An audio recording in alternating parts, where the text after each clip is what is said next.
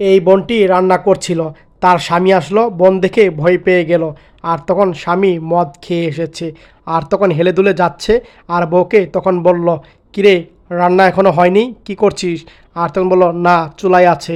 এই কথা বলল ভয়ে ভয়ে। আর তখন কাছে গেল, আর তখন মাথা ধরলো, আর ধরে তখন যা তা বলল স্বামী। আর বলে তখন একটা থাবন মারল বউকে। আর বউ তখন কান্না করলো, স্বামী মেরে তখন রুমে চলে গেল।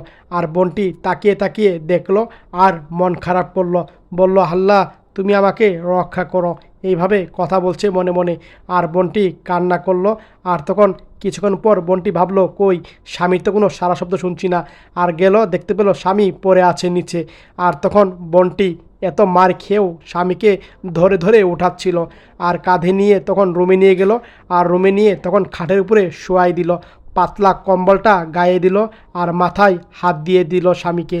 আর পরের দিন সকালবেলা স্বামী ঘুম থেকে উঠল। আর উঠে দেখতে পেল বউ কাপড় চোপড় গোছাচ্ছে। আর বলল, কই যাবা তুমি? আর তখন বলল, কেন কাপড় চোপড় গোছাচ্ছ? কেন, কি হয়েছে তোমার? এইভাবে কথা বলছে। রাতের কথা একটুও মনে নেই। বলল, রাতে তুমি কি করেছো তোমার মনে নেই? আমি চলে যাচ্ছি বাপের বাড়ি, তুমি থাকো, আমি তোমার কাছে আর থাকবো না। তুমি যেই অবস্থা আমার সাথে শুরু করেছো, তোমার কাছে থাকা আমার পক্ষে সম্ভব না। এভাবে কথা বলছে। আমার দেখা আমি দেখে নিয়েছি, তোমারটা তুমি দেখে নিও। এইভাবে কথা বলল। আর তখন বোনের কথা শুনে তখন স্বামী অবাক হয়ে গেল। আর তখন স্বামী অনুতপ্ত হয়ে গেল, ভুল স্বীকার করলো। আর তখন সে কাছে গেল। আর তখন বলল, আমাকে তুমি মাফ করে দাও, আমার ভুল হয়ে গিয়েছে। এইভাবে ক্ষমা চাচ্ছিল। ভিডিওটা দেখে যদি শিক্ষা গ্রহণ করেন, শেয়ার করে দিন সবাই।